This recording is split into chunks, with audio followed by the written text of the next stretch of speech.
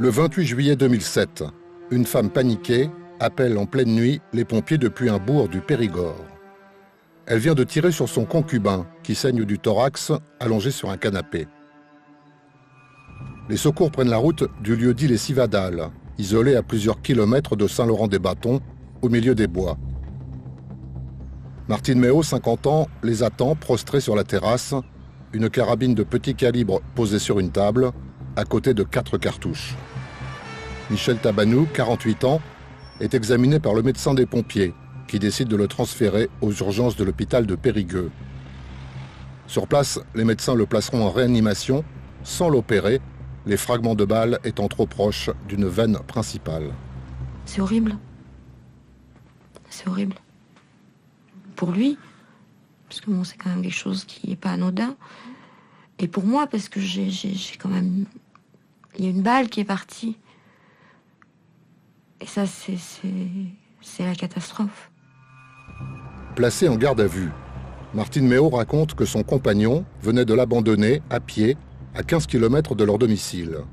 À son arrivée, excédée, elle a pris le fusil et s'est approchée au chevet de Michel Tabanou, le coup de feu partant sans qu'elle l'ait voulu. Tabanou, lui, se souvient surtout d'un cri « crève-charogne » avant le tir. L'accusation va soutenir que Mme Méo serait rentrée dans la chambre avec ce fusil, qu'elle aurait dit à son concubin avant de tirer « crève charogne », le coup serait parti. Moi, je pars du principe que Mme Méo a effectivement blessé M. Tabanou, elle l'a blessé avec une arme à feu, mais la qualification pénale de tentative de meurtre, qui donc sous-tend finalement l'intention de tuer et l'intention de supprimer M. Tabanou, pour moi, n'existe pas. Il est vrai que j'ai eu cet acte, mais j'ai pas... je suis pas un assassin au fond de moi. Je suis pas quelqu'un qui va prendre un fusil et tuer les gens par nature. C'est de longue haleine, et il s'est passé ça, et bon, je le regrette, évidemment. On peut pas tirer sur quelqu'un sans le regretter. Ça me paraît impossible et inconcevable, d'ailleurs. C'est pas humain.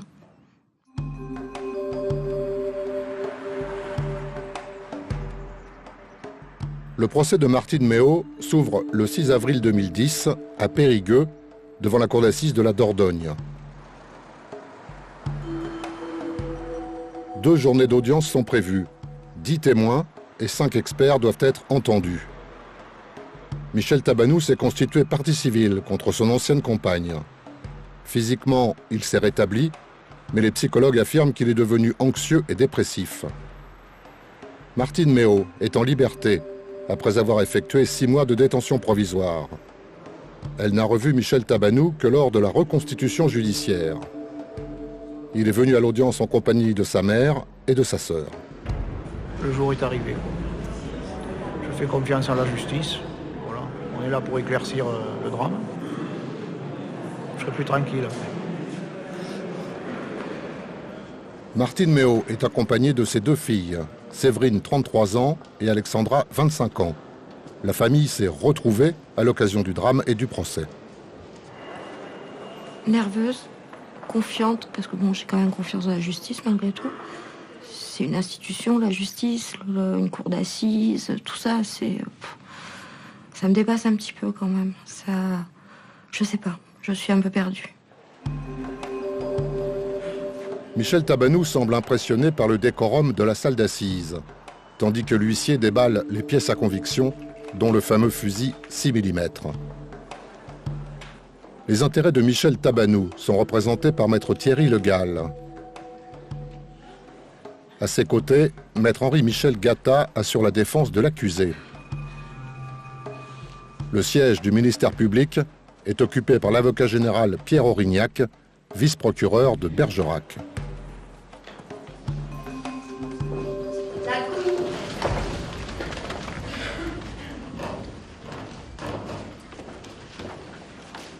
Les débats seront dirigés par le président Michel Regaldo de Saint-Blancard. Le verset est ouvert, vous pouvez vous asseoir. La Cour va consacrer cette première demi-journée d'audience à l'examen des faits reprochés à Martine Méo.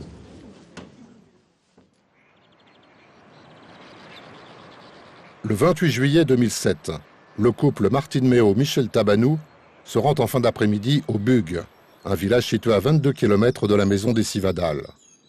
Ils rendent visite à des amis de Tabanou, Viviane et Jean-Jacques Lacoste.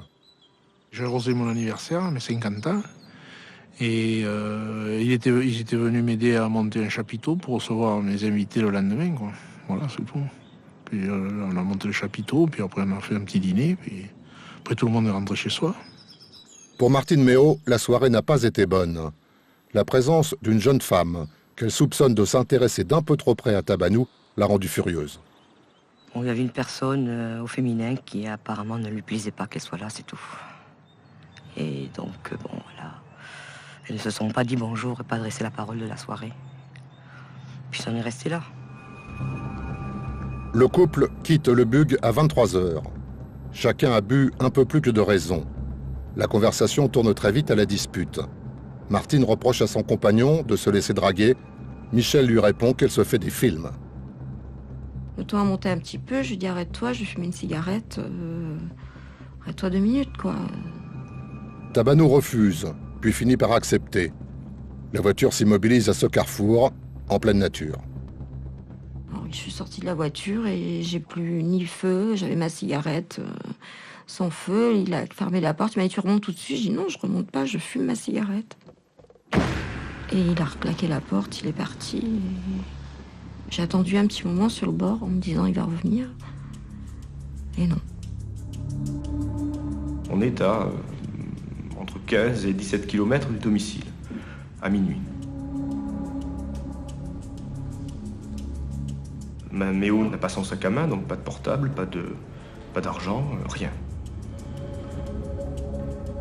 Je me suis trouvée toute seule au milieu des bois, en pensant qu'il y aurait peut-être un troupeau de sangliers qui allait arriver, qui allait me... Enfin bon, c'est inimaginable ce qu'on peut penser. Hein. Alors moi, les sangliers, les cerfs, enfin tout ça, j'ai peur. Donc voilà, j'ai eu peur de ça. Après, je me suis dit, bon, bah, il a peut-être eu un accident. Alors je marchais, je regardais sur le bas-côté, voir s'il n'y avait pas de voiture dans le fossé.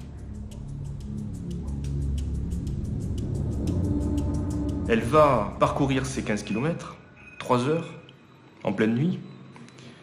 Et lorsqu'elle arrive dans la maison, elle ne va pas directement voir M. Tabanou. Elle s'assure de 2 choses. D'abord que sa petite fille a bien été raccompagnée par M. Tabanou et qu'elle est bien couchée. Et ensuite, elle va s'assurer d'une deuxième chose qui est de vérifier que sa mère, qui est invalide et qui réside au domicile du couple, qu'elle-même est couchée, qu'elle n'a besoin de rien, qu'elle est endormie.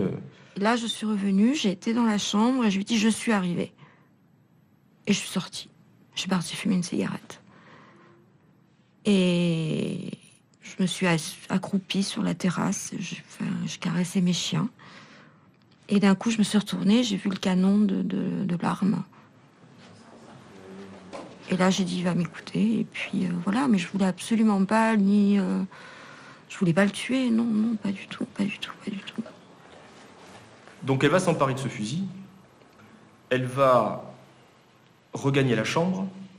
Monsieur Tabanou est endormi, elle dira même qu'il est en train de ronfler, donc elle se dit, mais c'est pas possible, il vient de me laisser il y a 3 heures comme un chien au bord de la route, et finalement il s'est endormi comme si de rien n'était. Donc il faut quand même que je lui dise qu'il y a une attitude qui est pas correcte, en tout cas à mon égard. Je tenais le fusil dans la main gauche, je l'ai réveillé avec la main droite, et je dis, écoute, maintenant il faut qu'on parle, il faut que ça s'arrête, j'en peux plus, il faut que ça s'arrête.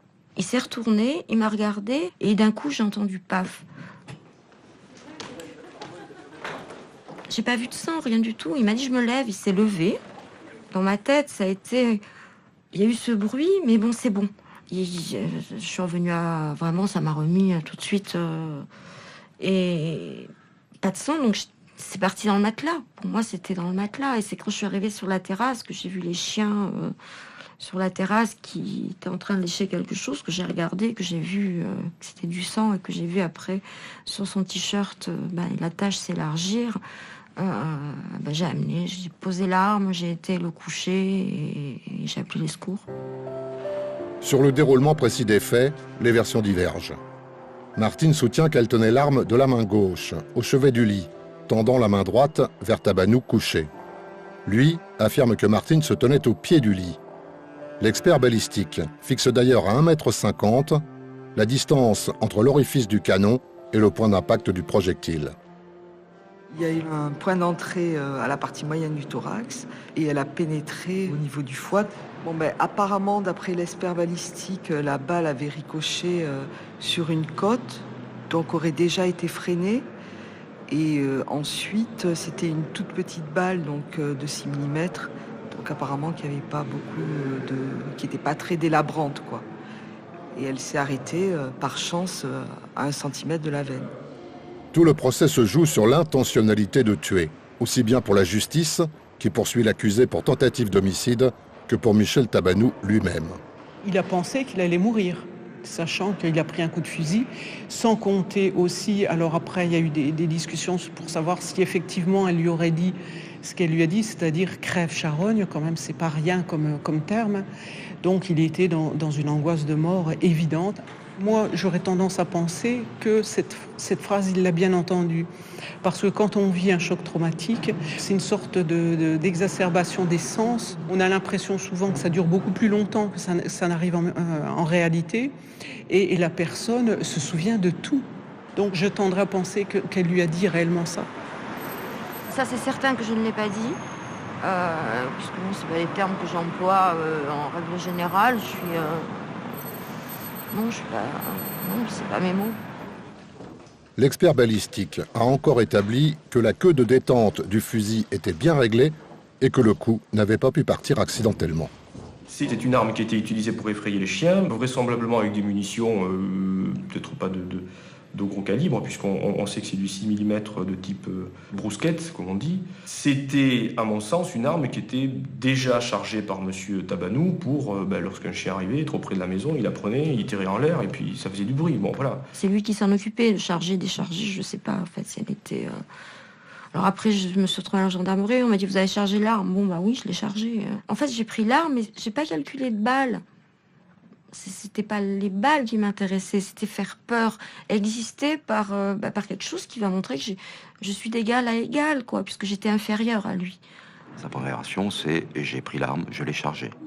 Sa version a changé, puisque elle a compris, à l'appui de son conseil, que dire qu'elle avait chargé une arme permettait d'établir une partie de son intention. Donc, elle ne s'en rappelle plus aujourd'hui si elle a chargé cette arme. Première variation.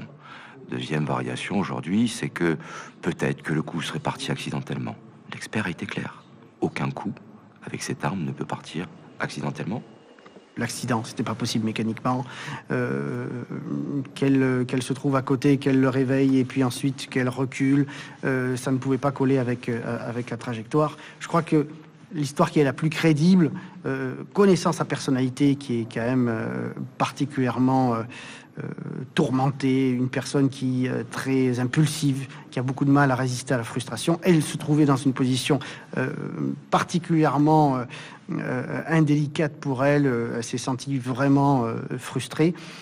Donc je crois que c'est cet ensemble d'éléments qui permettent de se dire, oui, à ce moment-là, pendant un instant qui a été certes fugace, elle a voulu le résultat qui heureusement n'est pas arrivé. Finalement, les choses se passent pas forcément à notre désavantage en tout cas. Ouais, c'est vrai, il n'y a pas de... Non, j'ai pas Même senti le président, d'animosité. vous l'interroge de manière tout à fait objective. Pas d'agressivité, il n'y a pas de... De la part de M. Tabanou, enfin de Michel, je n'ai pas ressenti vraiment l'agressivité.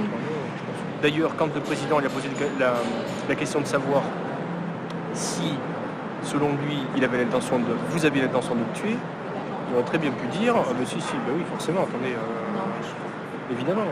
Il a dit, il sait pas, je sais pas, j'en sais rien. Bon, voilà. Je crois qu'il sait que je voulais pas, en fait, que c'était juste... Mais oui, parce qu'ils se rendent compte que vous n'aviez aucune intention de le tuer, que vous ayez pris une arme, oui, que vous ayez pris cette arme pour... faire peur, rétablir un équilibre, provoquer la discussion, oui, là oui. Et pour faire ce qu'on vous reproche, non, même lui n'en est pas persuadé. Même lui, l'avocat général est plus persuadé que lui.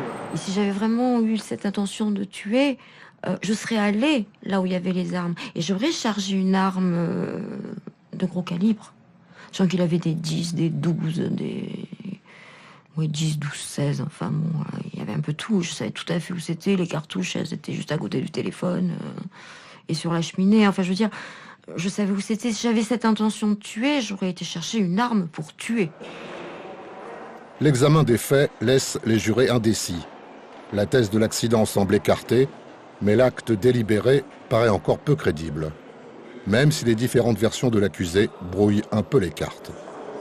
Vous êtes le seul à ne pas avoir varié dans vos dépositions.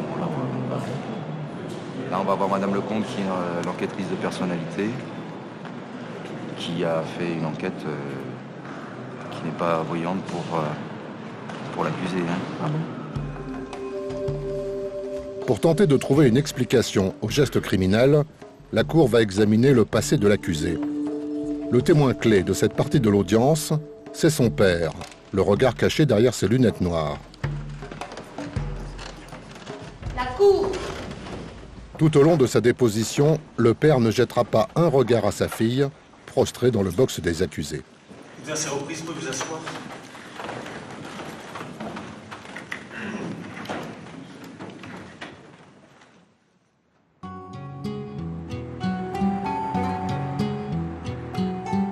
Au milieu des années 50, Claude Méot, le père de Martine, rentre avec sa compagne du Maroc, où il faisait son service militaire. La famille s'installe d'abord en Normandie, où naît Martine. Le père est tueur aux abattoirs, sur lesquels donnent les fenêtres de l'appartement. En 63, la famille achète une boucherie à Montpellier. C'est le début d'une certaine aisance financière, mais cela ne compense pas la froideur glaciale qui règne entre les membres de la famille. Martine est une enfant turbulente et indocile. Une gosse tordue, résume sèchement son père à la barre. C'est surtout sa maman qui m'a dit que quand elle attend Martine, le papa ne veut pas de cet enfant. Il veut un mort-né, dit-il. Donc, effectivement, et la maman veut absolument cette petite fille. Donc déjà, c'est une enfant qui n'est pas voulue au départ. Elle a eu du mal d'ailleurs à me parler de son père comme si c'était quelque chose d'insupportable. Et d'ailleurs, elle m'a dit à plusieurs reprises, il n'existe plus pour moi, il est comme mort. C'était un dictateur. Entre guillemets, bien sûr. Hein. Mais c'était quelqu'un qui ne pensait que... Pour lui, c'était la force, la puissance et la gloire. Hein. C'est pas tout... Oui, c'était ça. Et j'ai voulu lui ressembler pendant des années parce que c'était mon idole. Hein. Une anecdote résume les relations père-fille. Claude Méot ne reconnaîtra Martine que lorsqu'elle aura 13 ans. Même si les parents sont très pris par leur commerce, puisqu'ils ont une boucherie, rien ne va à la maison et c'est une enfant qui ne rentre pas dans le cadre que s'est donné le papa pour le futur. Je suis pas une enfant martyre, mais parfois les corrections dépassaient quand même la mesure. C'est un petit peu démesuré malgré tout. Hein. La bouche éclatée, des yeux comme ça. Le lundi matin, j'arrivais à l'école et je disais, je suis tombée de l'armoire. Je suis tombée de cheval, ou la porte de l'armoire m'est tombée dessus, ou l'armoire, mais voilà. J'ai même une religieuse qui m'a dit un jour, elle me dit, mais vous pouvez pas dire à vos parents qu'ils changent votre armoire? En 65, naît une sœur, Pascale, assise ici, à côté du père. Au moment où la naissance de Pascal a lieu, elle se retourne contre elle, puisque à 2 reprises, la maman m'a dit qu'elle avait voulu la faire tomber de son landau. Et même au moment de sa naissance, elle ne suit pas le papa et la maman à la clinique. Si ma mère avait vraiment eu de l'amour, ça aurait tourné autrement. Mais elle me disait, quand ma tante, elle était dans le ventre de ma grand-mère, ils lui ont dit, bon, écoute, maintenant, plus rien n'est à toi. Maintenant, il faudra tout partager. Ils lui ont pris son truc de quand elle était toute petite, son petit doudou, et puis ils lui ont dit, bon, ça sera pour le bébé. Voilà. Martine fait sa première fugue à 14 ans. Direction Paris, où sa mère finit par la récupérer. Mais rien ne sera plus comme avant. Désormais, la vie de Martine Méot sera scandée de déplacement et marquée d'instabilité. J'ai peur de prendre des coups, donc je suis partie à Paris. où j'ai rencontré le père de ma fille aînée. Quand elle rencontre son premier compagnon, le papa propose à ce qu'ils viennent travailler dans le restaurant qu'il a acheté. Et là aussi, elle montre un côté rebelle et elle va se servir dans la caisse puisqu'elle subtilise 3 chèques pour s'acheter parfum et chaussures. Martine regagne alors la région parisienne. Sa vie part à la dérive. Elle est fascinée par le luxe et par tout ce qui brille, attirée par l'alcool et les drogues, et happée par la petite délinquance et la prostitution occasionnelle. Sa première fille, Séverine, naît en 1976. Martine descend à Montpellier pour confier l'enfant à ses parents. Martine, dans son incapacité d'être une jeune fille normale, l'est encore moins pour être maman. Le bébé naît et elle apporte le bébé à sa mère, sa mère va l'élever jusqu'à l'âge de 14 ans. Et cette petite fille l'appellera Madame quand Martine viendra la voir à chaque vacances. Et sa tante Pascale, ça va être sa sœur pour cette petite fille. Donc vraiment, là, il y a quelque chose de l'ordre d'une non-reconnaissance aussi de ce qu'elle est en tant que mère. Ayant été mal aimée, ayant été le mauvais objet de ses parents, c'est très difficile après d'être parent. Très très difficile d'être parent du fait que on trimballe un petit peu tout ce vide qu'il a beaucoup marqué dans sa trajectoire personnelle, affective avec les images parentales. J'ai pas peur de tenir mes larmes quand j'ai vu mon père. C'est pas négatif, c'est pas négatif. J'ai pas pu. J'ai plus de contact avec lui. De temps en temps, je l'ai appelé pour lui dire voilà, moi j'avais besoin de dire papa, tout simplement. Alors je l'ai appelé, mais bon, c'est pas possible. Il a fait une autre vie, quoi. Il a une autre vie. Donc je le connais plus, c'est un monsieur que je connais pas. On n'a plus de contact avec notre grand-père. Enfin, dans la salle des témoins, je me suis assise devant lui comme ça et puis je l'ai regardé. Il n'y a pas eu de bonjour, il n'y a pas eu d'effusion, ou ne serait-ce qu'enchanté. Il n'y a pas eu ça. Et pourtant, ma sœur, il l'a eu jusqu'à l'âge de 6 ans, quoi. Alors moi, je l'ai pas connu, ça va, mais ma sœur, ça a été difficile. Ça a été très difficile. La famille achève d'imploser en 1980. Claude Méot quitte la mère de Martine, qu'il n'a d'ailleurs jamais épousée. La jeune femme poursuit son errance de Paris à Montpellier. Elle cherche la stabilité, elle cherche l'affection. Elle a quand même eu 5 compagnons, dont 2 maris, 2 enfants, et elle n'a jamais trouvé de la stabilité. Martine Méot réussira même la prouesse d'épouser un prénommé Serge en septembre pour en divorcer en décembre de la même année. En revanche, elle vivra près de 10 ans avec un autre homme, retrouvant une certaine forme de stabilité provisoire avant une nouvelle séparation.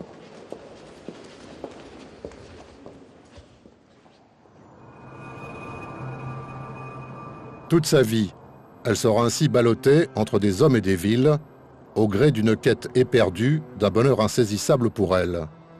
Cette manière de vivre l'amènera aux frontières de la délinquance, jusqu'à la conduire finalement derrière les barreaux pour vol, recel et falsification de documents. Elle sera incarcérée 3 mois. J'étais assez forte pour remonter même des coups durs. Je suis toujours remontée. Toujours parce que je me suis toujours occupée plus ou moins de mon physique. Et c'est le fait de se regarder dans une glace et de se dire, bon, ça va, ça aide psychologiquement. S'habiller, s'arranger, je veux dire, ça aide.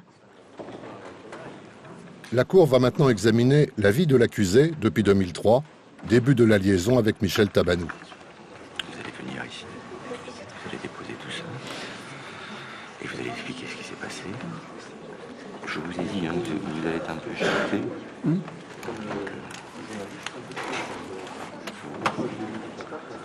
Vous êtes prévenu. Ça va pas être très agréable à un moment donné. Bon, ça va durer quelques minutes alors que de son côté ça dure 2 jours. À l'époque, vous l'aimiez quand même, M. Tabanou. D'accord. Il y avait ces épisodes un peu délicats, mais c'était quelqu'un. Vous avez du sentiment. C'était quelqu'un auquel vous teniez quand même. Bien sûr. D'accord. Donc ça, je vous poserai la question dessus. D'accord.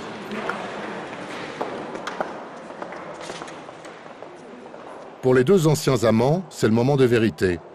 À eux d'expliquer ce que fut leur couple, aux jurés d'en déduire les responsabilités de chacun.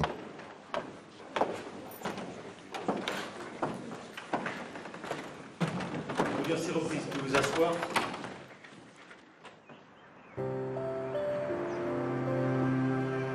Depuis quelques années, Martine Méot est revenue à Bergerac, près de sa mère, sa sœur et de ses filles. Elle est sans compagnon, plutôt désœuvrée et pas mal colérique. Elle suit des cours d'infirmière, sans succès, mais décide de s'octroyer quand même le diplôme. En 2003, elle a l'idée de reprendre contact avec un homme qu'elle n'a croisé qu'une fois dans sa vie, Michel Tabanou. Elle a idéalisé cet homme, dans un premier temps. Elle est allée à sa recherche.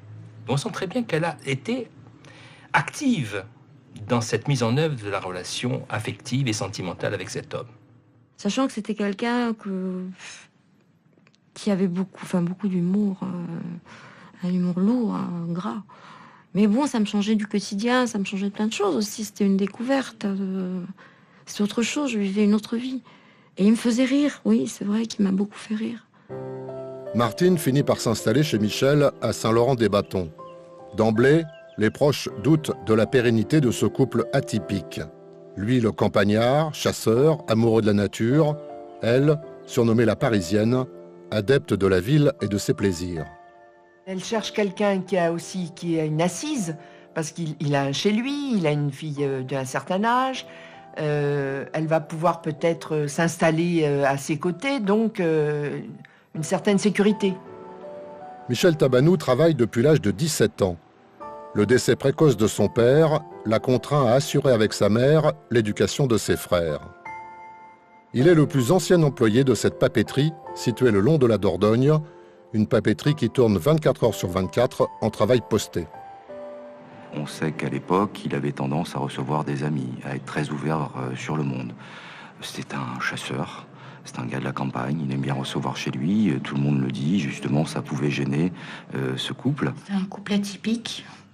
Dès le début, rien ne les rejoignait et elle s'est prise de lui complètement et ça a évolué où elle s'est complètement oubliée. En lui, parfois, j'avais l'impression de voir mon père. Alors, je l'avais dit à ma sœur, j'ai dit, mais on dirait papa, parce qu'il avait des attitudes que je retrouvais, en fait. Il fumait les mêmes cigares que mon père, enfin, je veux dire, des choses... quand il souriait, il avait son cigare au même endroit. J'ai plus de photos puisqu'il a tout gardé. Est-ce que c'est pas ça qui m'a attirée vers lui aussi? Je sais pas. Rapidement, des disputes éclatent. Michel Tabanou n'aime guère recevoir ce qui ressemble à des ordres. Martine Méot ne se plaît guère en compagnie des amis de Michel, qu'elle qualifie de parasites. Elle essayait de s'acheter des crèmes de temps en temps, de faire semblant qu'elle se faisait plaisir, mais elle était à la campagne, elle laissait ses cheveux complètement détachés, tout décoiffé. Pendant 3 jours, elle les coiffait pas. Elle s'habillait avec des vieux vêtements, elle faisait plus attention. J'étais rien. Rien. Quand on entend quand vous êtes humilié tout le temps, vous n'êtes rien. Voilà, devant les copains, ouais, laisse tomber, elle vaut rien. Quand il me qualifiait, j'ai appris ça il y a peu de temps. En parlant de moi, il disait ça. Je l'ai appris là, il y a quelques jours. Le climat au sein du couple ne cesse de se dégrader. Les cris succèdent aux scènes de ménage. Martine lance du vinaigre au visage de Michel, puis des assiettes et un jour un couteau. Un témoin assiste à ces scènes violentes. C'est le locataire de Michel Tabanou qui vit dans cette maison depuis de nombreuses années. J'ai vécu avec eux pendant 2 ans, et c'était 2 caractères très très forts. Ils n'arrivaient pas à s'entendre, et puis il y avait de la violence, et puis ça a fini par de la violence physique. C'était surtout psychologique. Il y en a eu quelques-unes, mais bon, je me suis défendue. Voilà. Je me suis pas laissé taper, non. Non. Bon, j'ai cassé beaucoup de vaisselle, c'est vrai. Un jour, j'étais à ma chambre, et puis j'ai entendu, ça faisait beaucoup de bruit à la maison, et puis j'ai entendu Martine qui criait, qui m'appelait Daniel, qui m'appelait. Puis j'ai trouvé Martine qui était par terre, elle avait dû prendre J'avais dû la faire pousser contre le mur ou prendre un coup de poing contre le mur. Voilà, c'est des scènes, et puis après, mais ça s'est aggravé. Il me reproche de lui avoir couru derrière avec des couteaux. Je n'ai pas couru derrière avec des couteaux. Oui, j'ai pris le couteau, j'ai voulu aller crever les pneus, oui, c'est vrai. Incapable d'avoir le dernier mot dans sa propre maison, Michel Tabanou se réfugie régulièrement en haut de sa palombière. Là, il est chez lui, au calme, près de cette nature qui lui est indispensable, et surtout loin des cris de Martine et de ses accès de fureur. Ça donne l'impression d'un couple, on va dire, un petit peu inversé, que c'est elle qui était dominante et lui soumis. Mais ce n'est pas aussi caricatural que ça. Quand il y a un dominant et un soumis, il y a une tentative du soumis, entre guillemets, de prendre un petit peu d'autorité. C'est-à-dire d'un jeu où lui la provoquait et puis ils s'alcoolisaient quand même tous les deux aussi. Donc cet élément d'alcoolisation n'est pas neutre non plus dans leur fonctionnement de couple. Il y a deux choses qui vont se greffer sur le couple. Il y a d'abord le fait que Mme Méo récupère sa petite fille de 2 ans à l'époque, puisque sa mère est la mère, donc la fille de Mme Méo est particulièrement malade, donc elle ne peut pas s'occuper de cette petite fille de 2 ans. Donc le couple recueille finalement ce bébé. Et quelques mois après, le couple va recueillir, à la demande de Mme Méo, la mère de celle-ci, qui a fait un AVC sur Montpellier et qui donc regagne également le domicile du couple Méo-Tabanou. Tout est arrivé en même temps, tout c'est beaucoup. C'est beaucoup. Et j'ai présumé de mes forces aussi, peut-être. Je pense que M. Tabanou, quand même, même dans son côté un peu rustre ou personne de la campagne, est quelqu'un qui a du cœur. Et qui peut-être aussi ne veut pas contrarier Martine, qu'il voit peut-être dans des difficultés à s'occuper de sa maman et de sa petite fille. Il adorait ma petite fille, hein. Ça c'est quelque chose que je ne pourrais jamais lui retirer. Il a donné beaucoup d'amour à cette petite, qu'il le lui rendait.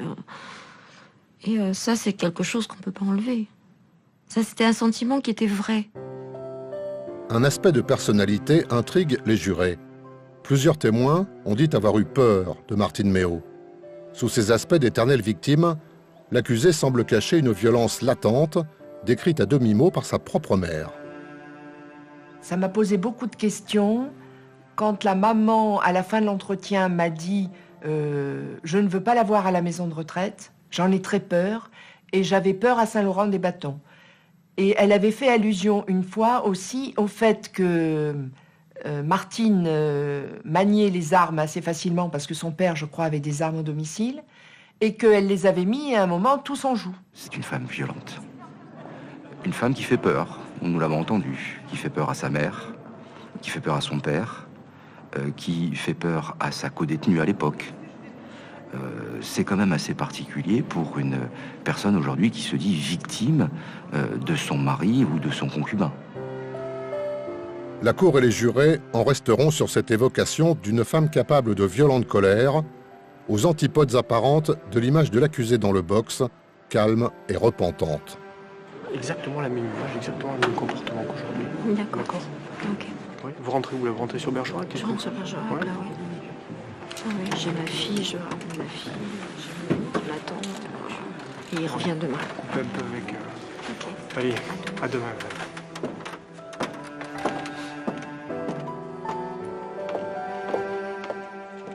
C'est effectivement le cliché qui s'efface. On aurait pu avoir un cliché classique de la femme battue et du monstre qu'aurait pu être mon client. On apprend en fait de par son passé que ce n'est pas du tout ça. On apprend que ce cliché ne peut pas et ne pourra pas fonctionner demain lors des plaidoiries. Les jurés vont retenir une personne fragile, une personne en perte de vitesse, j'allais dire, dans ce couple-là, une personne qui avait manifestement changé entre avant M. Tabanou et après cette rencontre, et une personne qui était en perdition. On a beaucoup parlé d'une personne en perdition, d'une personne délaissée, d'une personne qui était finalement se rendait compte qu'elle n'était, elle l'a dit dans le cadre de son audition, qu'elle n'était plus rien. Voilà, donc une espèce de vide dans ce couple-là.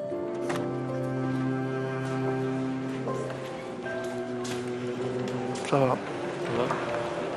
Demain soir, ça ira mieux. À l'écoute de l'audience, les jurés ont été marqués par le lent mais inexorable processus qui a accompagné la vie sentimentale de l'accusé.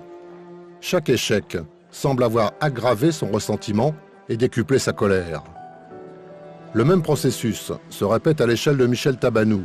On passe des disputes à la menace d'un couteau, en passant par les assiettes brisées. Dans ce contexte, le coup de fusil final ne peut pas relever de la simple contingence.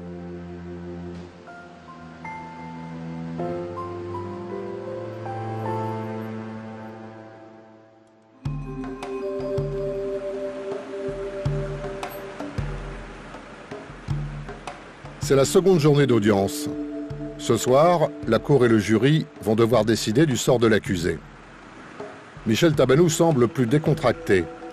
Hier encore, il était amer. Certains jours, a-t-il raconté à la barre, Martine était sage comme une image. Les autres, elle était invivable. J'avais espéré que cela se passerait, j'ai perdu.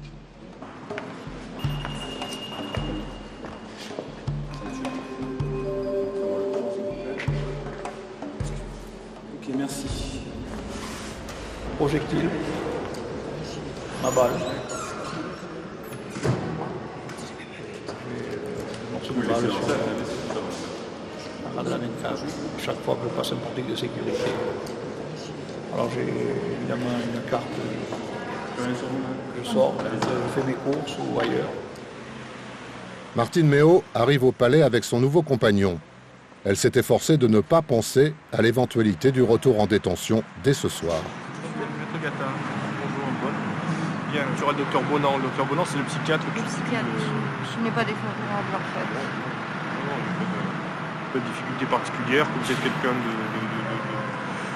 Il n'y a pas de maladie, on va dire, de maladie psychiatrique, de névrose, il n'y a pas de côté dangereux, il n'y a pas ce côté-là qu'on peut voir des fois dans les affaires criminelles où la personne est difficilement réinsérable, etc. Vous, c'est pas du tout votre cas. D'accord ? On va s'avancer un petit peu. On y va.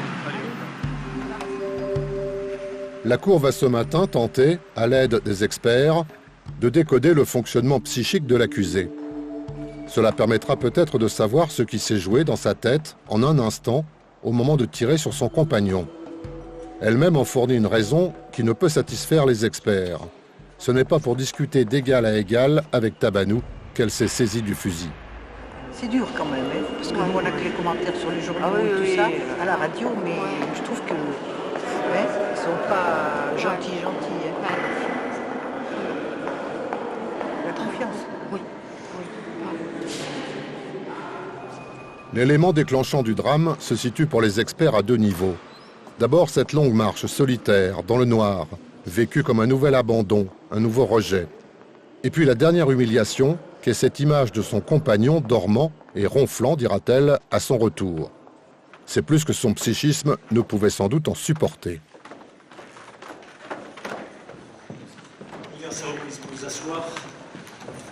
Tout ce qu'elle a pu recevoir des hommes, et en premier de son père, ont déterminé chez elle une forme de souffrance, en tout cas d'insatisfaction. Et de cette insatisfaction, on remarque qu'il y a une instabilité qui s'est répétée et qui n'a jamais pu trouver un quelconque équilibre. La vie fait qu'il n'y a pas de relation idéale, il n'y a pas de relation fusionnelle, malheureusement. Hein. Donc elle est toujours dans la déception. Et plus elle est dans la déception, et plus ça devient dramatique pour elle. Et puis sa personnalité fait qu'elle dramatise toujours un peu les choses. Elle est un peu dans cette théâtralité, quoi.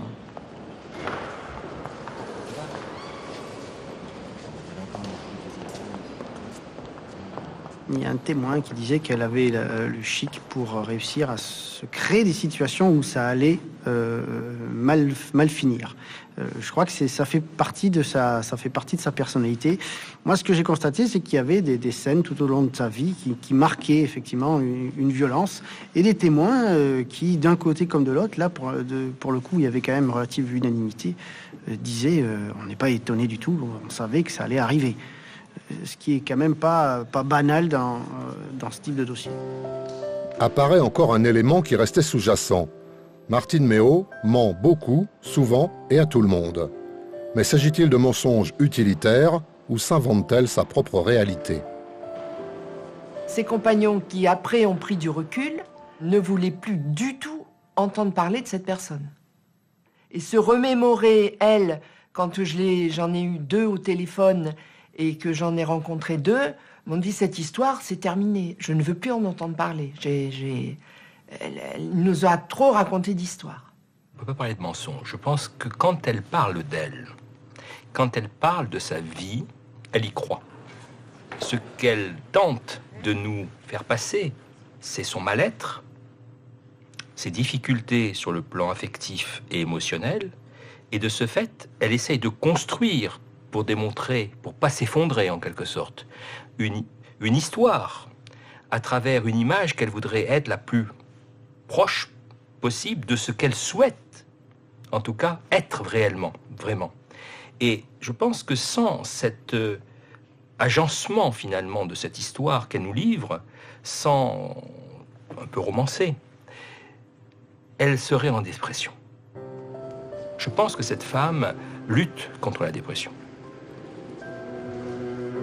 En détention, comme en liberté sous contrôle judiciaire, Martine Méot s'est opposée à toute prise en charge thérapeutique. L'avocat général lui en a fait vertement reproche, comme l'avocat de la partie civile.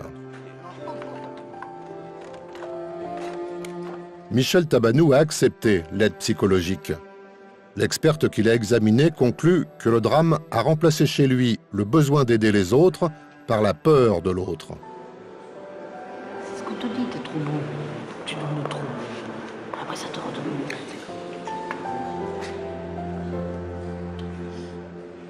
La première partie des débats, l'instruction des faits, est terminée. La seconde va s'ouvrir avec plaidoirie et réquisitoire. Non. On va commencer par la partie civile. Réquisition. Et bon. Il dit la parole en germain. Je regrette tout ce que j'ai fait. Je regrette d'avoir de mettre en parole cette dame pour te faire peur. Il faut le dire toi-même, tu sais. Tu sais bien que c'est pas ce que j'ai fait. D'accord. Mais c'est sur ce ton-là. Les avocats et le représentant du parquet vont débattre de l'intention de tuer qui a ou n'a pas animé l'accusé au moment précis du coup de feu. C'est le nœud juridique central du procès. L'intentionnalité conduirait à une tentative de meurtre. L'absence de volonté homicide ne traduirait que des violences volontaires avec arme. La sanction pourrait en être diminuée. La cour.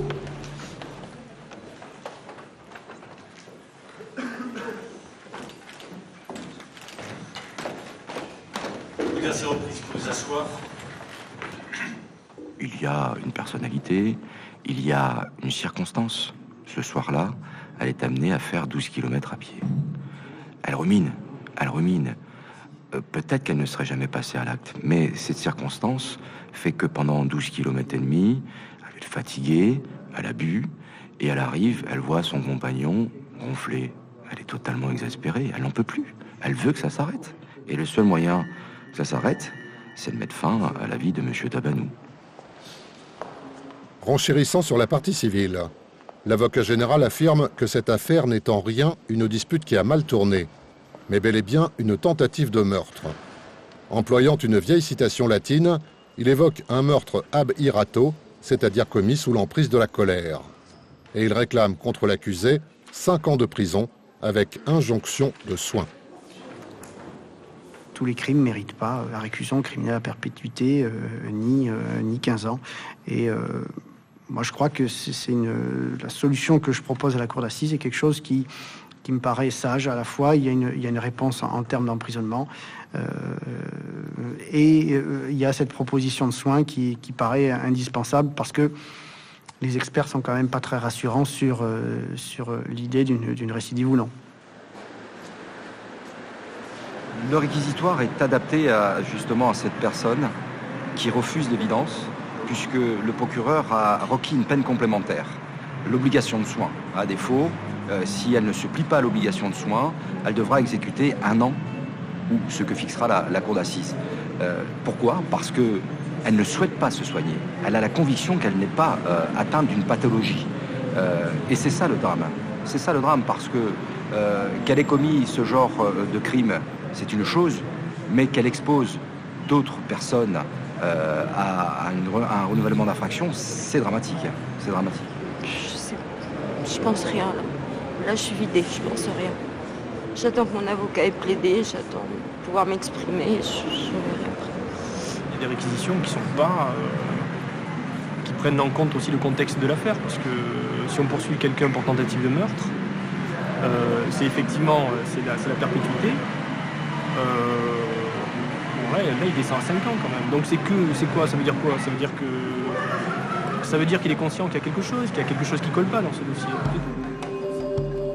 Au nom de la défense, Maître Gatta parle d'une femme profondément blessée, tant par un père qui n'en voulait pas que d'un dernier compagnon pour qui elle n'était rien. Affirmant que Martine Méot n'a jamais eu l'intention de tuer, l'avocat réclame l'acquittement. C'est une descente aux enfers entre ces deux pôles finalement extrêmement forts l'un et l'autre. Moi j'ai tendance à croire que Martine Méot a voulu provoquer cet électrochoc de la discussion avec cette arme pour être crédible quelque part, en lui disant voilà, maintenant on va se poser, maintenant tu vas m'écouter, j'ai une arme, je ne sais pas si elle marche ou pas, mais j'ai une arme, donc je suis finalement ton égal. Maintenant je suis ton égal et nous allons discuter. Les débats sont maintenant clos. La cour et les jurés se retirent pour délibérer. Comme le veut la procédure, Martine Méot est emmenée en salle de police pour y attendre le verdict.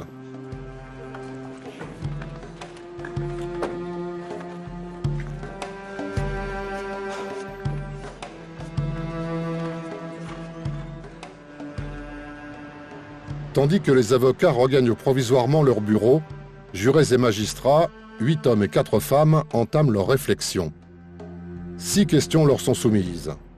Les 2 premières concernent la tentative de meurtre, aggravée par la situation de concubinage de la victime. Les 4 dernières ont trait aux violences volontaires, avec la même circonstance aggravante. Il faut donc d'abord dégager une majorité de 8 voix au moins pour trancher sur cette question de l'intentionnalité. Il faudra ensuite aux jurés déterminer une sanction, assortie ou non d'un sursis. Peuvent aller au-delà de ce qu'a demandé le procureur, enfin l'avocat général. S'ils estiment qu'il a été trop gentil, entre guillemets, sur le réquisitoire, ils peuvent monter, ou ils peuvent descendre, ou ils peuvent acquitter. Tout est possible, tout est possible. S'il y a un acquittement, c'est magique. C'est le ressenti des jurés qu'il faut respecter. Si on n'est pas d'accord, après on relève appel. Enfin, l'avocat général. Mais c'est un respect de la décision qui sera rendue, du verdict qui sera rendu, qu'on ne peut pas contester. L'audience va reprendre pour la lecture du verdict. Le délibéré a duré près de 2h30.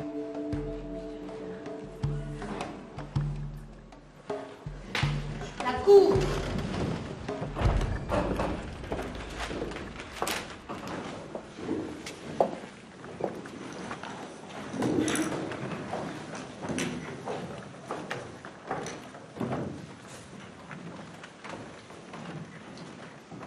L'audience est reprise, il faut vous asseoir.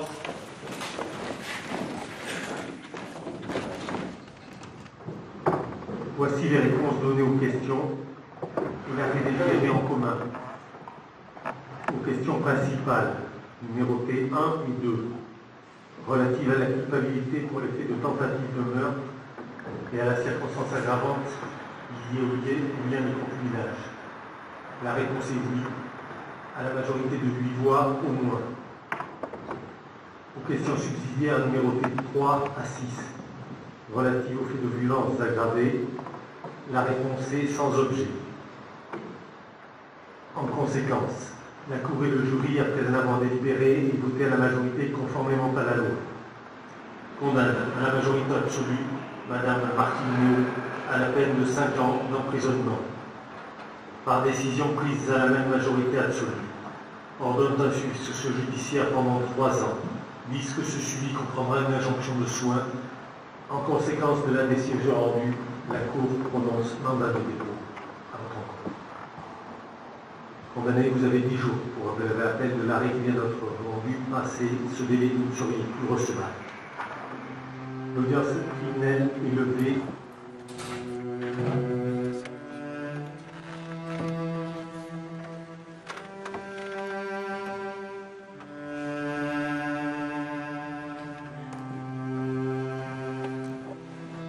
La cour d'assises de la Dordogne a condamné Martine Méot à 5 ans de prison avec obligation de soins durant 3 ans.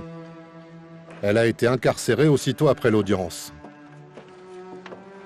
Aucun appel n'ayant été interjeté, le verdict est définitif.